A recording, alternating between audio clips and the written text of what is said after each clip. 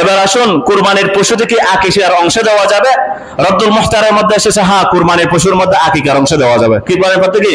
অনেকে মনে করেন কুরবানির মধ্যে আকিকার অংশ দেওয়া যাবে না, কিন্তু রদ্দুল মুখতারের মধ্যে এসেছে কুরবানির পশুর মধ্যে কি দেওয়া যাবে? আকিকার অংশ দেওয়া যাবে। এরপর আসুন, মিটের পক্ষ থেকে কুরবানি।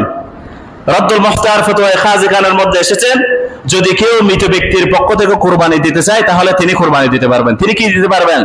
হ্যাঁ, মৃতের ক্ষেত্রে কুরবানি হলো দুই ধরনের। যদি আপনার বাবা মা তিনি ওসিয়ত করে যান আমার জন্য এবছর কুরবানি করিস, তিনি যদি ইন্তেকাল করেন তাহলে ওই ভাগের পুরো অংশ সদকা দিয়ে দিতে হবে, ওটা আপনি খেতে পারবেন না। ওটা আপনি কি দেখেন, মৃতের ক্ষেত্রে কুরবানি তিনি যদি ওসিয়ত করে যান, তিনি যদি কি করে যান, ওসিয়ত করে যান বাবা আমার জন্য, আমি তো মরে যাচ্ছি, এবছর কুরবানি করিস, তাহলে আপনি যদি একটা ভাগ তার জন্য কুরবানি দেন, দুইটা দেন, তাহলে আপনি এবং আপনার ফ্যামিলি পার্সন কেউ খেতে পারবে না। কিন্তু হ্যাঁ, তিনি ওসিয়ত করে যান নাই, কুরবানিতে আপনি বড় পশু নিয়েছেন, আপনার মায়ের জন্য অংশ দিচ্ছেন, মৃত মায়ের জন্য, বাবার জন্য অংশ দিচ্ছেন, এটা হিসেবে এটা আপনিও খেতে পারবেন, আপনার ফ্যামিলি সবাই খেতে পারবে। আপনার ফ্যামিলি সবাই কি মাসালা কি বুঝেছেন? তিনি যদি ওসিয়ত করে যান তাহলে ওটার পুরোপুরি কি করে দিতে হবে? সদকা দিয়ে দিতে হবে। আর যদি ওসিয়ত করে না যান, এটা আমাদের ক্ষেত্রে এটা হয় কেউ ওসিয়ত করে না, কিন্তু আমরা খুশি হয়ে কি করি, আমাদের বাবা মা দাদা দাদি এগুলোর জন্য অথবা অন্য কারোর জন্য আমরা কি করি, মৃতের জন্য কুরবানি গুলো দিয়ে, তাহলে ওটা এগুলো খাওয়া কি জায়েজ। এরপর আসুন, অন্য কারো কুরবানি আমরা কি আদায় করতে পারবো? হ্যাঁ, পিতা যদি চায় তার 3 জন সন্তান নেশাব পরিমাণ সম্পদের মালিক, তাদেরকে না জানিয়ে দিতে পারবেন। তাদেরকে কি করবেন, স্বামী অথবা স্ত্রী সন্তানের পক্ষ থেকে না জানিয়ে, কিন্তু যদি অন্য কারো ক্ষেত্রে হন, আপনার মনে করেন খালাতো ভাই মামাতো ভাই, তিনিও নিসাব পরিমাণ সম্পদের মালিক, তিনি কিন্তু তার কুরবানিটা আপনি দিচ্ছেন, ওটা তাকে জানিয়ে দিতে হবে। ওটা তাকে কি করতে হবে? ওটা জানিয়ে, কিন্তু জানাতে হবে না কাকে? নিজের সন্তান নিজের স্ত্রী এদেরকে কি করতে হবে না। কিন্তু যদি আপনার অন্য কাউকে, আপনি অন্য কারো কুরবানি দিচ্ছেন, তখন বলবেন আমি তোমার নামে কি দিচ্ছি, তোমার জন্য কি দিচ্ছি, কুরবানি দিচ্ছি, তাহলে তাদেরকে এটা কি করতে হবে? জানিয়ে দিতে হবে। এবার আসুন, বিদেশে যিনি রয়েছেন তার কুরবানি কি করবেন? বিদেশ থেকে আপনার সন্তান লক্ষ লক্ষ টাকা কামাচ্ছে, তিনি কি বিদেশে কুরবানি দিতে হবে? না, তবে তার অংশ থেকে কুরবানি কি করা যাবে? দেওয়া যাবে। এবার আসুন, কুরবানির পশু, চর্বি, গোশত এগুলো কোনো কিছু বিক্রি করা যাবে না, এগুলো কোনো কিছু কি করা যাবে না। ইভেন ফকিহগণ বলেছেন আপনি যে কষাই এনেছেন সেই কষাইকে আপনি যদি বিনিময় হিসেবে যদি গোশত দেন ওটা হারাম হয়ে যাবে। বিনিময় হিসেবে যদি গোশত দেন ওটা কি হয়ে যাবে?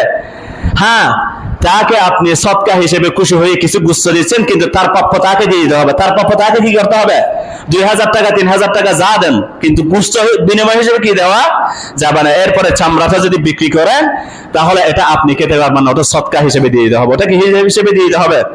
সদকা হিসেবে দিয়ে দেওয়া। ব্যাপার আসুন, কোরবানির পশু থেকে উপকৃত হওয়া, কোরবানির পশু থেকে কোন রকম উপকৃত হওয়া যাবে না।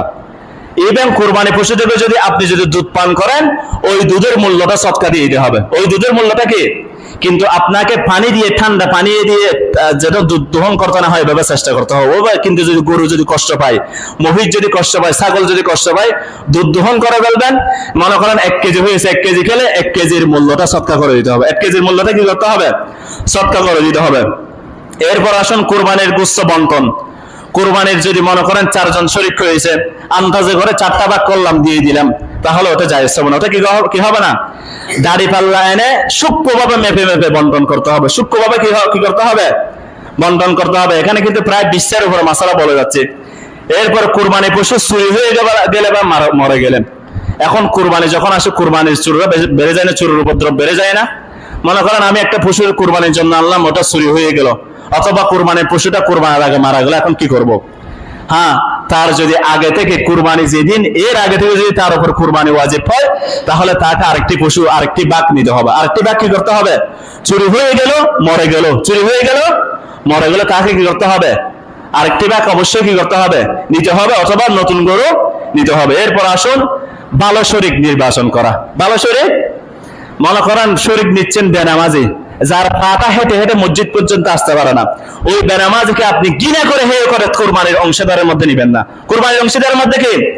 কারণ কুরবানি করা কি ভাই ওয়াজিব, নামাজ পড়া কি? কুরবানি না করলে কুফরি হবে, এটা আল্লাহ রাসূল সাল্লাল্লাহু আলাইহি ওয়াসাল্লাম বলেছেন। যদি নামাজ না পড়ে সলিমুল্লাহ কলিমুল্লাহ মান তারাকাস সালাত মুতাআম্মিদান ফাকাদ কাফার, যে ব্যক্তি নামাজ তরক করলে, এক ওয়াক্ত নামাজ, ফাকাদ কাফার ইয়ানি কাফির। কার কথা? কোন মৌলবীর কথা? কার কথা? আল্লাহ রাসূল সাল্লাল্লাহু আলাইহি ওয়াসাল্লামের কথা। বেনামাজিকে কুরবানির মধ্যে ভাগ দিবেন না, কুরবানির মধ্যে ভাগ নেই। এবং এমন ব্যক্তি যার নিয়তটা ঠিক নেই, তার নিয়ত শুধু গোশত খাওয়া, ওটা কুরবানি জায়েজ হবে না, ওটা কি হবে না। সেজন্য শরীক নির্বাচন করবেন ভাই ভালোভাবে। এরপর আসুন নিয়ত ভালো করা। কারণ আল্লাহ তাআলা কুরবানির ক্ষেত্রে দেখেন বলেন, লা ইয়ানালুল্লাহু যুহুমুহা ওয়ালা দিমাউহা ওয়ালাকিন ইয়ানালুহুত তাকওয়া মিনকুম। তোমরা যে কুরবানি পশুগুলো করো, ওগুলোর গোশত, ওগুলোর রক্ত আল্লাহর কাছে কিছুই পৌঁছে না, কিন্তু পৌঁছে কি? ওয়ালাকিন ইয়ানালুহুত তাকওয়া মিনকুম, তোমাদের নিয়ত পৌঁছে, তোমাদের তাকওয়া পৌঁছে। সুবহানাল্লাহ। কুরবানি করতেছেন, আমি এত বড় সম্পদের মালিক, আমি যদি গরুর একটা ভাগ নিই, বড় একটা গরু না আনি, মানুষে কি বলবে? তাহলে কুরবানি গলত। কুরবানি কি? কুরবানির ক্ষেত্রে আল্লাহ তাআলা দেখেন, কুল ইন্না সালাতি ওয়া নুসুকি ওয়া মাহইয়ায়া ওয়া মামাতি লিল্লাহি রাব্বিল আলামিন। ও বান্দা বলো, কুল ইন্না সালাতি ওয়া নুসুকি, আমার নামাজ, আমার কুরবান একমাত্র আল্লাহর জন্য। কার জন্য? কুরবানির ক্ষেত্রে আল্লাহ তাআলা কিন্তু খাস করেছেন, কারণ আমাদের নিয়তটা গলত হয়ে যায়। কুরবানির ক্ষেত্রে কি হয়ে যায়? মানুষে কি বলবো কুরবানি না দিলে? এত বড় 1 লক্ষ 2 লক্ষ টাকা দিয়ে গরু না নিলে মানুষে কি বলবো? আমি তো কোটি টাকার মালিক। এটা নিয়ে যদি কুরবানি করেন, তাহলে কুরবানি জায়েজ হবে না। কুরবানি কি হবে না? জায়েজ হবে না। সেজন্য আসুন ভাই, এই মাসালাগুলো জেনে কুরবানি করবে। এবং আসুন, যেহেতু সময় সংক্ষিপ্ত, আরো অনেক মাসালা রয়েছে এখানে, আমাদের যেগুলো একদম গুরুত্বপূর্ণ, যেগুলো না শুনলে হয় না, এই মাসালাগুলো বললাম।